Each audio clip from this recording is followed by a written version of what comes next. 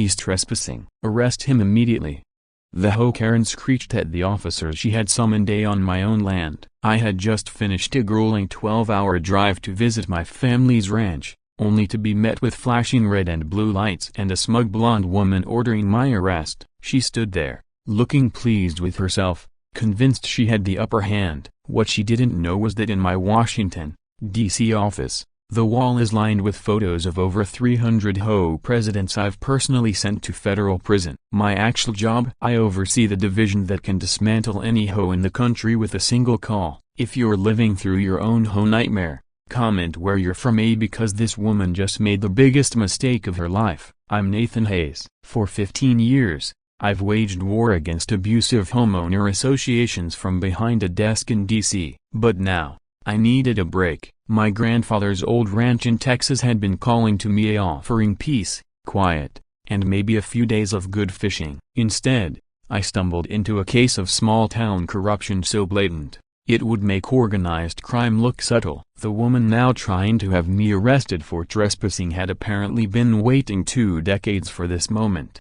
Over the next 3 days, she would come to learn exactly why targeting the head of the National HOA Oversight Office was the worst decision she could have made. It all started when I pulled into the ranch's gravel driveway late that evening, drained from the long drive. As my truck's headlights swept over the weathered wooden fence my grandfather built by hand, the stress I'd been carrying began to fade. 3 months of battling a particularly nasty HOA situation in Portland had left me utterly burnt out. All I wanted was to drop my bags, maybe crack open a cold beer if the fridge still worked, and pass out for 16 hours. But the universe clearly had different plans. Before I could even grab my duffel bag, the wail of a police siren shattered the calm. 2 officers approached cautiously as though I were a suspect, not just a tired public servant returning home. "We received a report of suspicious activity and possible breaking and entering," the younger officer informed me, sweeping a flashlight across my face. I kept my hands where they could see them. Experience had taught me that cooperation was always the best course of action. "Officers,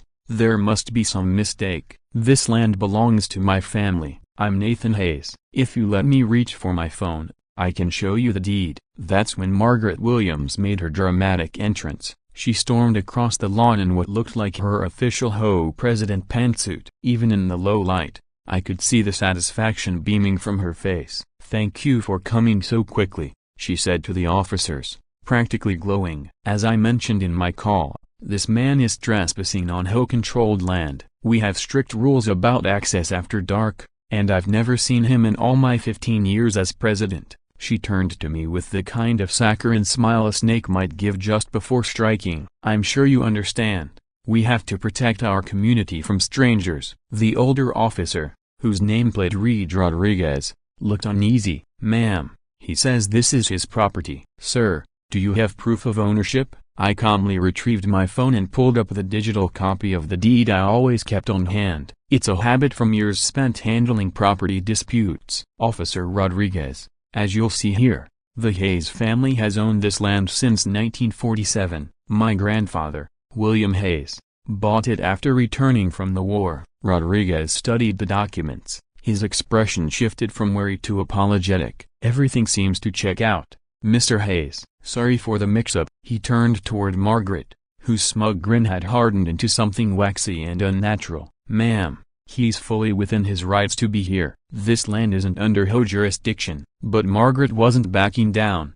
She stepped forward, her perfume sharp and her anger barely contained. "Officer, I think you should be aware there've been questions about the legitimacy of the Hayes property lines. Just last month we found discrepancies in the boundary surveys. Mr. Hayes may not realize he's standing on HOA common grounds." Rodriguez looked from her to me, clearly wishing he were anywhere else. "That's a civil matter, ma'am. Without a court order or evidence of criminal activity, there's nothing we can do." He nodded politely at me. "Welcome home, Mr. Hayes. Have a good evening." As the patrol cars drove away, leaving just the 2 of us standing in the dark, Margaret stepped closer. The friendly Section 8 had vanished, replaced by something far more venomous. 20 years ago, your father ruined my life, she spat in a low voice meant only for me. My family was going to develop this land into a resort, turn this worthless dirt into something profitable. But William Hayes had to play the hero and convince the county commissioners to block us. My father lost everything: his business,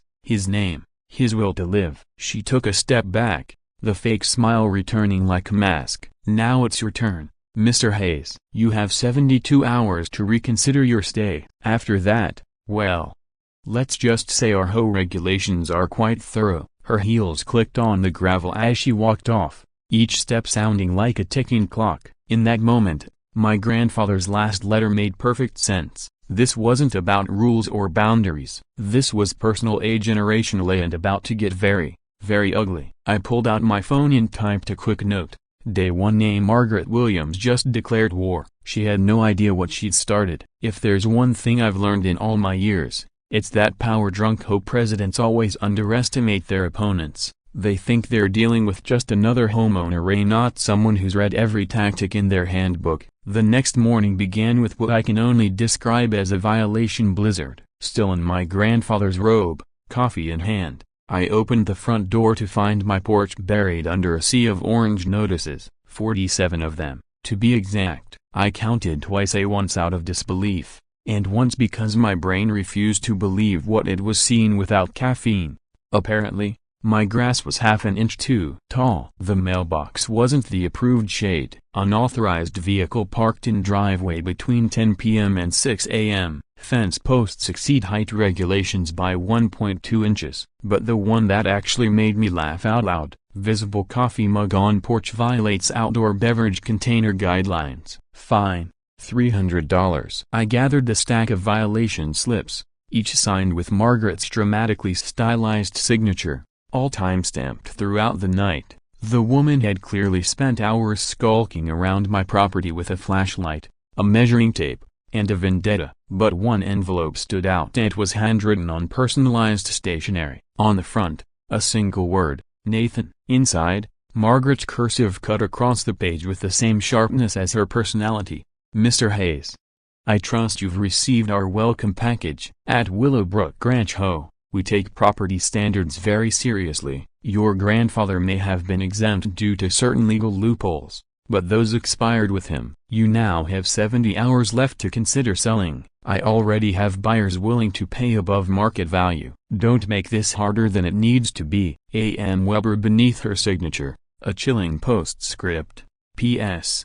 Judge Harrison sent his regards. That name sent a jolt through me. I recognized it immediately from the files back in Washington, flagged in 3 separate HOA corruption probes, yet always managed to avoid formal investigation. If Margaret had him on her side, this wasn't just a grudge match. This was a well-connected power play. I was still trying to process that bombshell when Linda Thompson appeared near the fence, nervously glancing around before waving me over. Mr. Hayes, I'm Linda A. from next door. I hate to intrude, boot to broken bar. I saw all those notices. I had to warn you. She handed me a thick folder, her hands trembling. I've been documenting everything for the past 2 years. Margaret's not just petty, she's methodical. Inside the folder were photocopies of countless violations given to other residents, photos of damaged property, and a detailed spreadsheet outlining a disturbing pattern. Margaret systematically targeted anyone who challenged her, drowning them in fines and legal threats. Tom Bradley lost his home over a bird feeder, Linda said quietly. He lived here 30 years. Her voice dropped to a whisper. And it's not just citations. Strange things happen. Pets go missing, gardens get destroyed, cars get keyed. But there's never any proof. I thanked her sincerely, then spent the next few hours poring over her documentation while also fielding irritated texts from my boss in Washington. Apparently, Margaret had already filed a formal complaint, accusing me of abusing my authority to intimidate a local HOA. The irony wasn't lost on me. I came here to rest. Instead, I was now involuntarily investigating a woman who had dragged my name into an official complaint. Then, another message buzzed through. This one came from an unknown number. Saw you talking to the Thompson woman. Nosy neighbors tend to have accidents.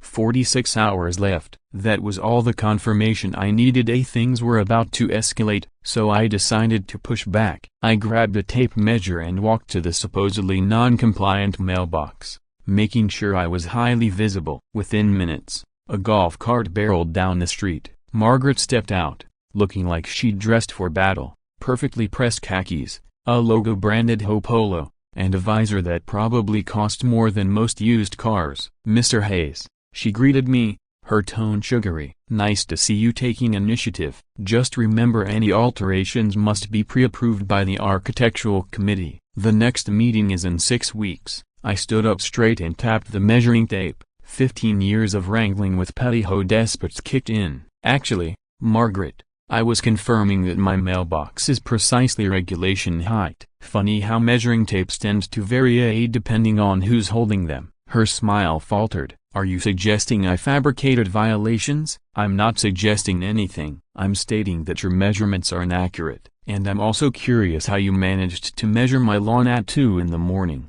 According to this timestamp, it must have been pitch black." She stepped in close, lowering her voice. "You think you are clever, don't you? Just like your father." "He thought he was clever, too, until the end." Her words made me freeze. "What are you implying about my father?" She laughed, cold and bitter. "Oh, you don't know? He died of a heart attack right after our last big argument." "The stress of resisting the inevitable, I suppose." "Weak hearts must run in your family. Be careful, Nathan." The cruelty hit like a punch to the gut. We'd always believed my father's death was natural, sudden. Yes, but never questioned. Until now. I clenched my jaw and forced the anger down. "I'm going to give you one chance, Margaret. Stop the harassment, rescind the violations. We can peacefully coexist. Otherwise, I'll be forced to do what I do best." She let out a mocking laugh as she turned to leave. "And what's that? Cry to your buddies in government.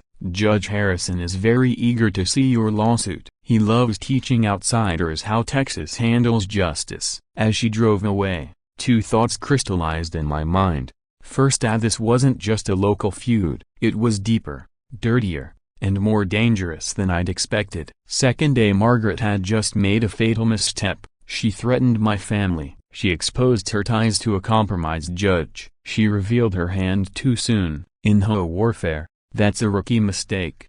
I took out my phone and started dialing. If Margaret wanted to play the HOA game, she was about to see why they called me the closer back in D.C. The 44 hours left on her ultimatum were about to become the longest hours of her life. The next morning dawned with the kind of beauty that inspires Texas poetry, but I wasn't admiring the sunrise. Instead, I stood by what used to be my grandmother's rose garden, now completely destroyed. A sheriff's deputy snapped photos while I stared in disbelief. The bushes hadn't just withered. They'd been obliterated, the soil scorched, reeking of commercial-grade herbicide. But what truly disturbed me was the precision of the damage. A broken bar that detail told me everything I needed to know. Only the heritage roses were destroyed. The newer plants I'd added just last summer were untouched. "Mr. Hayes, I understand you're upset," said Deputy Chin, his tone hesitant, "but unless you have evidence tying this to a specific individual,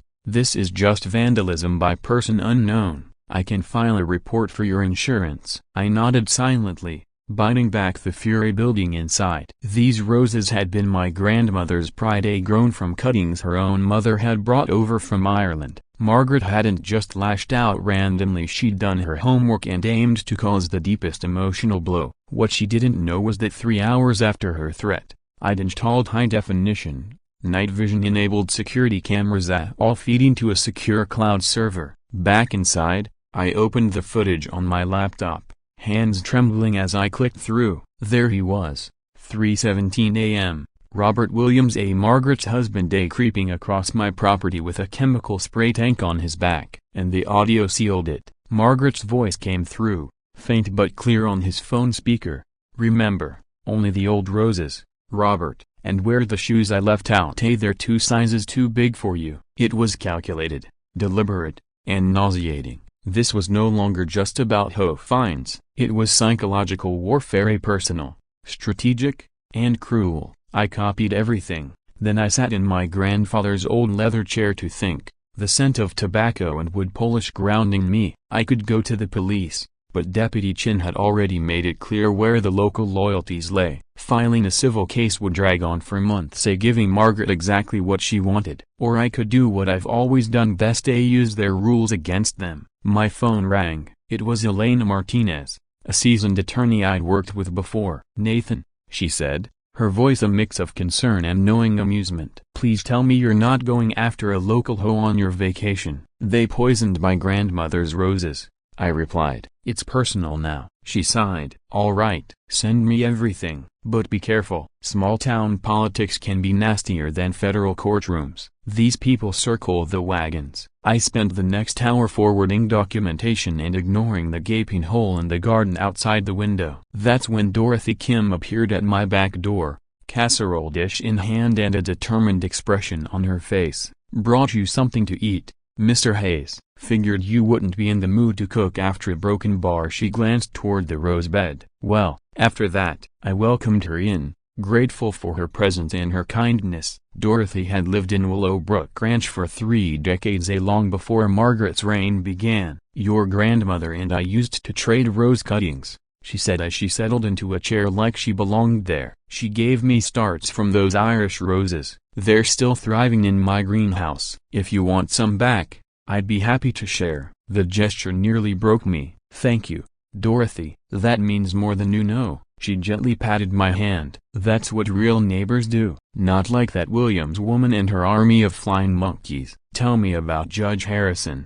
I asked, pouring tea from the pot I just brewed. Dorothy's face darkened. "Randall Harrison owns half the commercial land in this county. He and Margaret have a sweet deal. She harasses people out of their homes, and his shell companies swoop in to buy them cheap. Then they flip the land for resort development." She leaned forward. "Your family's ranch?" "That's the crown jewel. 60 acres, direct highway access, and natural springs, worth millions to the right buyer." Suddenly, it all clicked. This wasn't just revenge for Margaret's failed development 20 years ago. It was an ongoing criminal scheme masked as home enforcement. "Would you be willing to go on record with this?" She nodded slowly. "At my age, what are they going to do that time won't do worse?" "Yes, I'll testify." "But you'll need more than one old woman's word against a judge." After Dorothy left, I reviewed my security footage again, at this time, going further back. What I found chilled me. Multiple incidents of trespassing,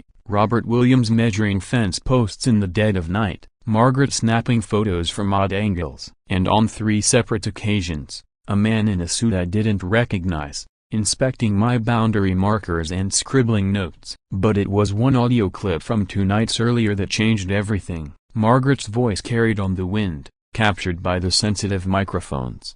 "Yes, Judge Harrison, the pressure is working. He'll crack, just like his father. Weak hearts run in that family." Then the judge's voice, faint but unmistakable. "Good. The buyers are getting impatient. If he doesn't sell, we'll initiate the judicial route. I've already drafted the emergency injunction. A little creative interpretation of the county code should do." Margaret laughed. "Grandfather clauses won't save him if we prove health and safety violations. That ancient septic system alone could justify condemnation. Just make sure your husband leaves no trace. We can't afford another Tom Bradley mess." I saved the audio in multiple locations, my mind spinning. They had just admitted to conspiracy, judicial corruption, and potentially worse, if what they implied about my father was true. But I needed even more, something indisputable, something that could shut them down for good. And as if on cue, another text buzzed onto my phone at the same unknown number. 24 hours left. "Nathan, hope you've given our offer some thought. Your family cemetery plot is so peaceful. Your father certainly thought so." That veiled threat made my decision crystal clear. I opened my laptop and began composing an email to my boss in D.C. "Davidson, I need a quiet pull on everything we've got related to Judge Randall Harrison and the Willowbrook Ranch HOA. Also, connect me with our contacts at the FBI's Public Corruption Unit. My vacation's over. We're opening an off-the-books investigation." If Margaret Williams wanted war, she was about to understand exactly why they called me the HOA executioner in Washington. The final 24 hours of her ultimatum had just begun. And when attended a she'd learn that some people aren't just familiar with their rulebook, some people wrote it. Margaret had orchestrated an emergency home meeting conveniently scheduled to fall exactly 72 hours after her initial threat. The community center was overflowing, packed to the walls with an uneasy, anticipatory energy that hung in the air like the moments before a storm. I slipped in through the rear entrance. Experience had taught me the value of entering unnoticed. It gave you time to read the room before making your move. At the front, Margaret stood at the podium, poised like a commander about to claim victory. Her board members flanked her in a neat row, but the most striking presence was Judge Harrison, seated prominently in the front row. His attendance wasn't subtle, and it was a clear signal. This wasn't just a routine home meeting, it was an ambush, dressed up as due process and backed by judicial muscle. "Thank you for coming to this emergency session," Margaret began, her voice layered with that synthetic tone of concern she'd perfected. "As many of you know, we've been facing some troubling issues regarding the Hayes property, safety hazards, code violations, and most concerning of all, environmental risks that may endanger our entire community." She clicked her remote. A slideshow of poorly doctored photos flashed behind her, exaggerated and blatantly altered images of my ranch. The edits were so obvious that several attendees exchanged knowing glances, their skepticism beginning to rise. "Our architectural committee has documented over 200 violations in just 3 days," she pressed on. "Worse still, our findings suggest the aging septic system on the Hayes property could be leaching into the groundwater. This is no longer a question of aesthetics or regulation, it's a matter of our children's health." I remained in the back, watching the audience carefully. Some residents shifted in their chairs, clearly uncomfortable. Linda Thompson caught my eye and gave a subtle shake of her head, a silent plea for patience. Dorothy Kim sat stone still, her hands clenched tightly in her lap, radiating restrained fury. The room was fractured. Margaret's loyalists nodded eagerly, hanging on her every word, but others looked trapped, like they were watching a performance they'd been forced to attend, hoping not to be singled out. Despite the no recording signs hastily posted at the entrance, I saw several people discreetly filming on their phones. Margaret pushed toward her climax. "Mr. Nathan Hayes has refused every reasonable offer to remedy these violations. Instead, he has harassed board members, intimidated neighbors, and abused his federal position to pressure our community. We cannot allow one man to destroy what we've all worked so hard to build." That was my moment. I stepped forward slowly, my footsteps echoing down the center aisle. The room went still, every head turning to watch as I approached. "Interesting slideshow, Margaret," I said evenly, "though I think you left out a few key scenes, like the part where you had my grandmother's rose garden destroyed, or perhaps the footage of your husband trespassing on my land at 3 in the morning." A wave of shocked murmurs rippled through the room. Margaret's smile didn't budge, but her grip on the podium tightened until her knuckles turned white. "Mr. Hayes, you're out of order," she snapped. "This is a closed session for home members only. I must ask you to leave immediately or security will remove you." I smiled back, slowly pulling a folder from inside my jacket. "Actually, per your own bylaws, any property owner may attend and speak at emergency sessions, Section 12, Paragraph 4. You should know that, Margaret. You wrote them, unless you're admitting you violated your own governing documents." A stir moved through the room. Judge Harrison stood abruptly, demanding attention with sheer presence. "Young man, I suggest you sit down before you make this situation worse. The HOA's concerns about your property are legitimate, and your behavior here only proves their point. I've personally reviewed the violations. They are valid and deeply troubling." I turned to him, keeping my expression measured. "Judge Harrison, fascinating that you're here. Tell me, do you attend all home meetings, or just the ones where you stand to gain financially?" The room froze. You could have heard a pin drop. Harrison's face turned a dangerous shade of red, but before he could react, Margaret jumped in. "I move that we vote on immediate sanctions against the Hayes property," she declared. "This includes placing liens for all outstanding violations and submitting a formal recommendation to the county for condemnation proceedings." Her board members rushed to second the motion,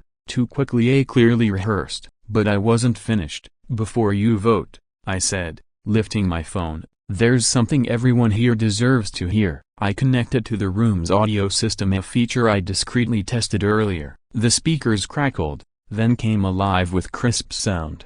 Margaret and Judge Harrison, conspiring in their own voices, laughing, plotting, mocking my father's death, laying bare their entire scheme. The room erupted. People jumped to their feet, shouting, gasping, demanding answers. Margaret's complexion drained to a sickly white. "That's fake," she shouted over the chaos. "He's using his position to manufacture audio. This is exactly the abuse I warned you about." But it was too late. Even her supporters looked shaken now, muttering among themselves, sneaking uncertain glances toward Judge Harrison, who sat frozen in place. Dorothy Kim stood, her voice cutting clean through the noise like a knife. "I've lived here 30 years, she said, "and I've watched you gut this community, family by family. The Bradleys, the Johnsons, the Parks, all driven out so your judge friend could snatch up their land for pennies. We all knew something was wrong, but we were too afraid to say it. Well, I'm not afraid anymore." She sat back down, then others stood. One by one, voices rose, recounting long-buried grievances, sharing stories of intimidation, extortion, vandalism. Still, Margaret wasn't finished. She pounded the gavel furiously until the room quieted. "Mr. Hayes has made wild accusations without a shred of actual proof," she said, regaining a shred of her old composure. "But I do have proof." She held up a manila folder. Is a lien agreement signed and notarized by William Hayes. In 2003, he borrowed $50,000 from the HOA Reserve Fund, with interest and penalties. That debt now exceeds $300,000. You'll see the signature is authentic. The notary seal is legitimate. Her tone was triumphant again. She thought she had me. But the next move was already in play. A broken bar, and the document predates Mr. Hayes's death. According to state law, this outstanding debt passes directly to his heir. Nathan Hayes now owes the Willowbrook Ranch HOA $300,000, effective immediately. A silence followed, a dense, suffocating. This was her checkmate, her final move. As she handed out copies of the so-called lien agreement, I could see expressions in the crowd start to shift. Sympathy drained from their faces, replaced by suspicion. The crowd was turning.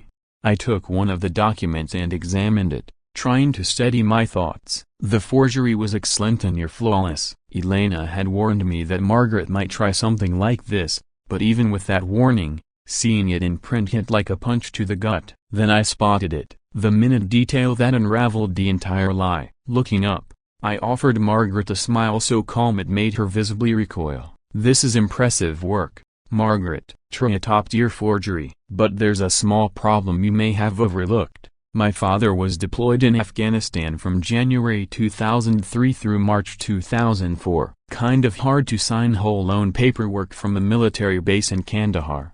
I turned to the audience. "And here's the best part, Elena, would you come in, please?" Elena Martinez entered the room with two sharply dressed FBI agents at her side. Margaret's complexion went from pale to ghost white in an instant. "The notary seal on this document?" Elena said, holding up a copy. "It belongs to someone who didn't receive her license until 2005.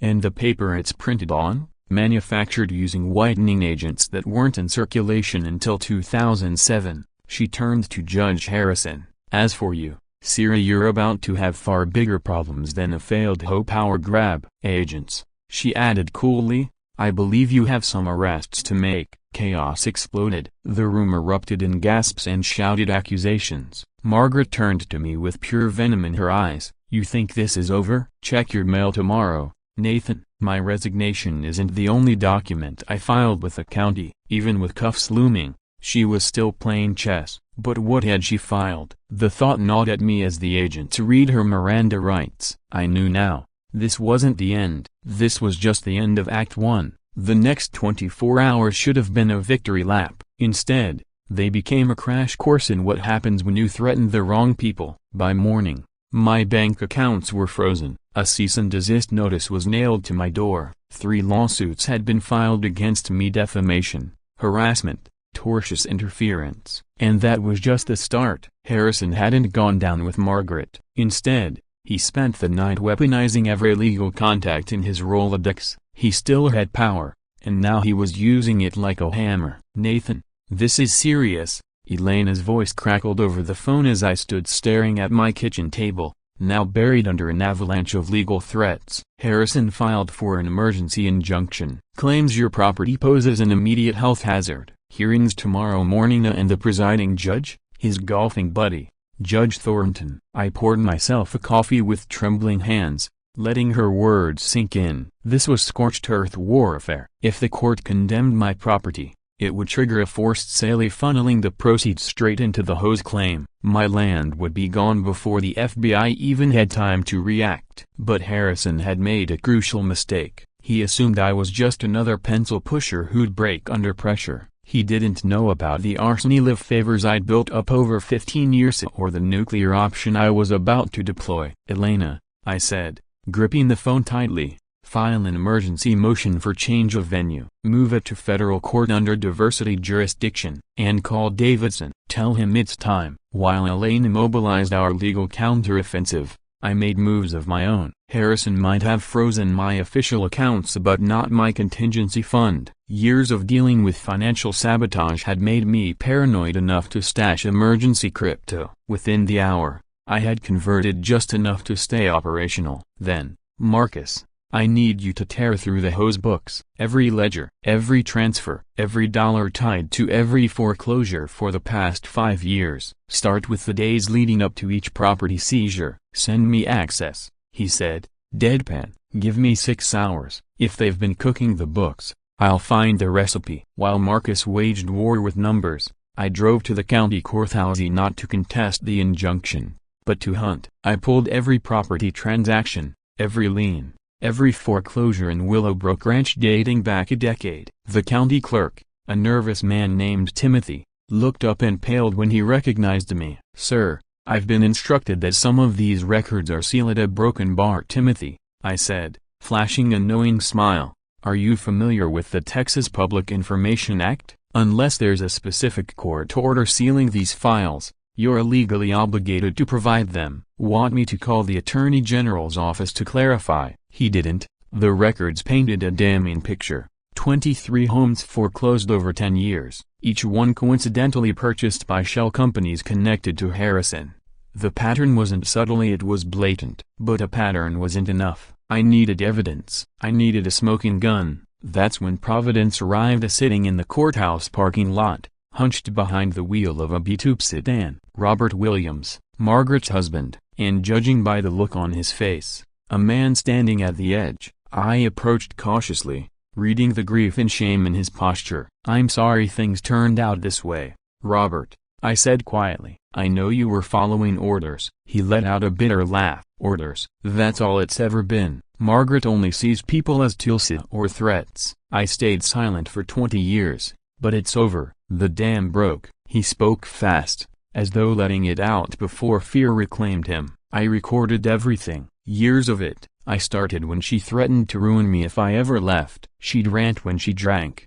About the judge, the fake violations, the stolen homes." His hands trembled as he reached into his coat and pulled out a flash drive. "There's Moria Broken Bar about your father." "Nathana Broken Bar, the stress didn't kill him." I froze. "She was poisoning him," Robert whispered. "Small doses, digitalis." It was slow and subtle, but it was her. "A broken bar in his coffee," Robert said, voice trembling. "Anytime your father visited the community center, Margaret called it her a heart attack special. Said it was untraceable once it did its job." The world tilted. I gripped the edge of his car door to stay upright, a surge of rage and grief tearing through my chest. My father hadn't just died, he had been murdered, and his killer had laughed about it for years. "I'll testify," Robert said softly, eyes fixed on the dashboard. "I'll hand over everything, the recordings, the documents, the ones she kept hidden in our safe. All of it." Before I could respond, my phone lit up. Texts from Marcus Chen were pouring in. "Jackpot.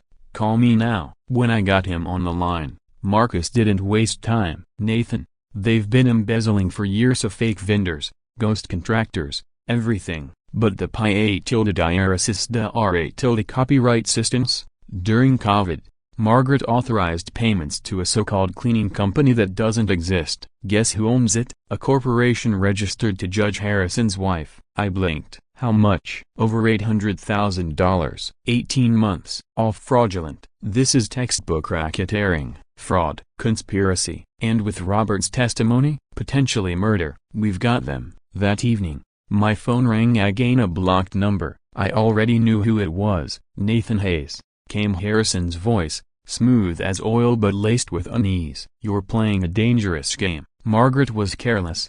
Yes, but I've been doing this for 3 decades. You have no idea how deep this goes. I let out a laugh that surprised us both. Judge Harrison, you've been playing petty kingpin in a small pond so long you forgot there's an ocean out here. By morning, the FBI, the IRS, and the Texas Attorney General will all have your financial records. Your empire is collapsing. The pause on the line stretched. When he finally spoke again, his voice had lost all its power. A broken bar. What do you want? Justice, I said coldly. Justice for my father. Prison time for you, Margaret, and every one of your cronies. And restitution for every family you ruined. That's non-negotiable. I hung up and immediately called Elena. It's happening. Roberts turned. Marcus found enough fraud to bury them. How fast can we get it into the FBI's hands? That night, I sat on the porch, the air heavy with the scent of the ruined roses, and for the first time since this began,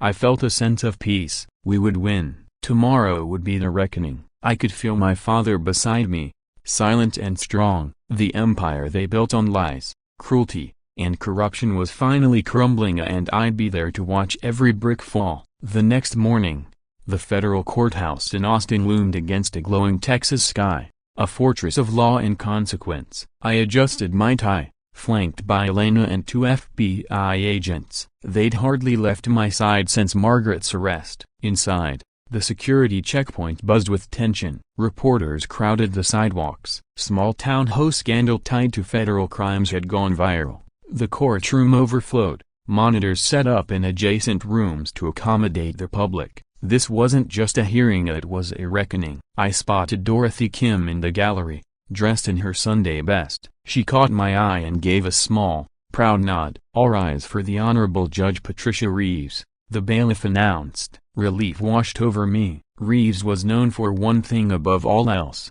zero tolerance for judicial corruption. Harrison's influence wouldn't reach her bench. We took our seats just as Margaret was led into the courtroom in an orange jumpsuit. Her once imposing presence diminished. Her eyes met mine briefly, and I saw why beneath the radiant pride a deep, bitter emptiness. She wasn't a queen anymore, just a criminal. Elena rose to speak, her voice calm and precise. Your Honor, what began as a property dispute has revealed a sprawling conspiracy: embezzlement, racketeering, judicial misconduct, and murder. The Willowbrook Ranch HOA was used as a vehicle to illegally seize homes, extort residents, and enrich a small circle of conspirators. Screens flickered to life, displaying bank records and transfer logs. Over the last 10 years, Elena continued, this HOA collected more than $3 million in fines. 40% of that vanished, funneled into shell companies linked to Judge Harrison. Next came the audio. Robert's voice, filled with guilt. Margaret's voice, thick with wine and cruelty. Digitalis is perfect, she said, her tone chilling. It mimics heart failure. Just a bit in his coffee each week. No autopsy, no questions, just an old man with a weak heart. Just like we planned. The courtroom gasped. I clenched my fists beneath the table, hearing it in full. Hearing how cold and calculated it was. It took everything in me to stay composed. Then it was my turn. The prosecution calls Nathan Hayes. I stood, walking slowly to the stand, raising my right hand and locking eyes with Margaret. This was what I had been preparing for since the first notice appeared on my doorstep. Mr. Hayes, the prosecutor said, please tell the court about your professional background and why you're here today. A broken bar in his coffee, Robert whispered, his voice fraying at the edges. Anytime your father visited the community center, Margaret called it her a heart attack special. Claimed it was untraceable. The world seemed to shift beneath me. I grabbed the car door for balance, fury and sorrow warring inside my chest. My father hadn't just died, he'd been murdered, and his killer had been boasting about it for years. "I'll testify," Robert said, eyes hollow. "I'll hand over everything of the recordings, the files she kept hidden in our safe. All of it." Before I could answer, my phone lit up with a message from Marcus. "Jackpot. Call me now." His voice buzzed with restrained excitement when I rang. "Nathan, they've been laundering money for years. Fake vendors, shell accounts, you name it. But here's the clincher. During COVID, Margaret greenlit payments to a cleaning company that doesn't exist. Who owns it?" I asked, already guessing. "A corporation registered to Judge Harrison's wife. Over $800,000 in fake payments in 18 months. This isn't just fraud, it's RICO. And with Robert's testimony a broken bar, we're talking murder charges." That evening, my phone rang again. Blocked number. I answered without hesitation. "Nathan Hayes." Harrison's voice oozed false confidence. "You're playing a dangerous game. Margaret made mistakes. Yes, but I've been in this game for 30 years. You have no idea how deep this goes." I chuckled. "You still don't get it, Judge? You've ruled over a small-town empire for so long, you forgot there's a world beyond it. By morning, the FBI, IRS, and Attorney General's office will have everything. Your kingdom is falling." Silence. Then, more quietly, "A broken bar. What do you want?" "Justice," I said. "For my father. For every family you destroyed. Prison time for you and Margaret. Full restitution for everyone you stole from. Non-negotiable." I hung up and immediately called Elena. "We've got them." Robert turned. "Marcus found a financial trail that makes Enron look tidy. How soon can we get it to the feds?" That night, I sat on the porch under the stars. For the first time since this all began, peace found me. Tomorrow would be the final battle, but tonight, I knew we would win. The next morning, the federal courthouse in Austin rose like a fortress against the pink morning sky. I adjusted my tie, flanked by Elena and 2 FBI agents. The courthouse buzzed with cameras and media. Our small-town HOA scandal had become a national story. The courtroom was overflowing. Monitors in adjacent rooms streamed the proceedings. I spotted Dorothy Kim in the gallery, nodding proudly. "All rise for the Honorable Judge Patricia Reeves," the bailiff announced. A wave of relief swept over me. Reeves was legendary for her integrity. Harrison's influence wouldn't reach her here. Margaret was led in wearing an orange jumpsuit, her power suits replaced. Her presence diminished. She looked across the room at me, and for the first time, I saw her not as a tyrant, but as a bitter, broken woman clinging to fading illusions. Elena rose. Her voice was calm, deliberate, and deadly. "Your Honor, what began as a property dispute has exposed a criminal conspiracy involving embezzlement, racketeering, judicial corruption, and possibly murder. This HOA was weaponized to illegally seize property and silence residents." She clicked the remote. Screens filled with transaction logs, forged liens, and wire transfers. In the past decade, Willowbrook Ranch HOA collected over $3 million in fines. 40% of that cannot be traced to any legitimate expense. "We traced those funds to shell companies linked to Judge Harrison and his wife." Then came the audio. Robert's voice, wounded,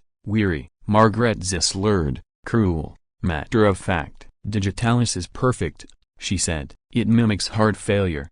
A little in his coffee every week. Eventually, the heart just gives out. No autopsy, no questions. Just like we planned." Gasps echoed through the gallery. I clenched my hands under the table. The first time hearing it in full, it was monstrous. Then came my turn. "The prosecution calls Nathan Hayes." I walked to the stand and raised my hand for the oath, never breaking eye contact with Margaret. This was what I had waited for. "Mr. Hayes," the prosecutor asked, "why are you uniquely qualified to assess the scope of this case?" This was the reveal the A side kept hidden. "I serve as executive director of the National HOA Oversight Division," I said clearly, "a federal agency tasked with investigating and prosecuting HOA corruption nationwide.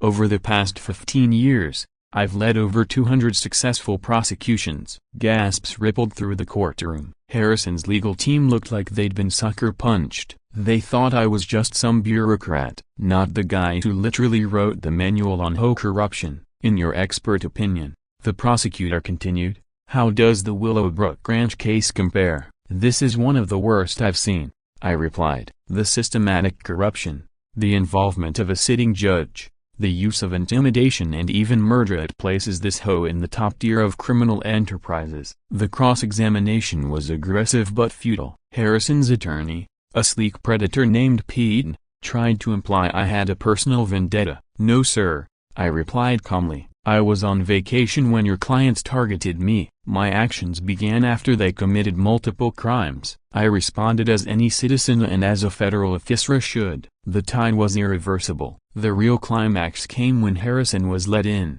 arrested that morning on federal corruption charges. Seeing him in cuffs, stripped of authority, was deeply satisfying, but it was Margaret's final moment that shocked the room. You destroyed everything, she spat, eyes locked on me. Just like your father destroyed my family's future. But at least I got to watch him die slowly and knowing I was the one who did it. The courtroom fell into stunned silence. Judge Reeves didn't flinch. I've seen cruelty in my courtroom, but rarely such calculated, remorseless evil. This court hereby vacates all liens issued during Margaret Williams' tenure. All properties seized are to be returned to their rightful owners with compensation for lost equity. The fruits of corruption will not be allowed to stand. Applause, tears, cheers. Families that had lost everything were finally getting justice. Margaret, broken and defeated, locked eyes with me one last time. This isn't over, she whispered. But her voice had lost its power. Then my phone buzzed. Unknown number. Mr. Hayes. Patricia Williams, HOA President, Colorado. We have a situation. Margaret Chen was my mentor. Apparently, the rot ran deeper than anyone imagined. 6 weeks later, I stood in the driveway of 1423 Willowbrook Court, holding keys that felt heavier than metal. The moving truck behind me carried the last remnants of Margaret and Robert Williams' lives. She was being evicted from the very home she once ruled over. I was now her landlord. I still can't believe you bought it, Dorothy Kim said, holding a small potted rosebush, a cutting from my grandmother's restored garden. She always said, I replied, the best revenge is a life well lived. Margaret emerged, aged beyond her years. Prison hadn't been kind. She passed without a word, but Robert stopped. Thank you, he said, for letting me testify. For the second chance. Everyone deserves one, I said. Use it well. As they drove away, neighbors emerged like sunlight after a storm. Chalk drawings decorated driveways, garden gnomes returned. Tom Bradley had 3 bird feeders now, just because he could. What'll you do with the house? Linda Thompson asked. I looked at the once feared structure and smiled. Community center, legal clinics, HOA education, a place to fight back. Cheers went up. Volunteers stepped forward. That evening, we held a barbecue in my grandmother's garden. The new rosebushes were blooming. Dorothy called it a spiritual cleansing. Under the glow of string lights, Elena pulled me aside. The Attorney General wants to expand your department nationally. Can I work remotely? I asked, laughing. I've got a ranch to run. Deal. Something tells me Willowbrook's about to become a national model. Later that night, I stood alone in the now renamed Margaret Williams Community Resource Center, holding a photo of my father, young, idealistic, standing on this very spot decades ago. We got them, Dad, I whispered. All of them. A final text buzzed through. Patricia Williams, Mr. Hayes, as a Colorado HOA voted to implement your reforms, and we're naming the new community garden after your father. Also, is it true you bought your enemy's house? That's savage. We stand a petty king. I laughed and saved the number. I had work to do in Colorado soon. Dorothy had been right. The best revenge is a life well lived. But sometimes, it also means turning your enemy's fortress into a lighthouse for others. I locked up and walked toward the ranch. The war was over. The healing had begun. And somewhere in federal prison, Margaret Williams was learning what it meant to live under rules she couldn't bend, break or weaponize. Now that was justice.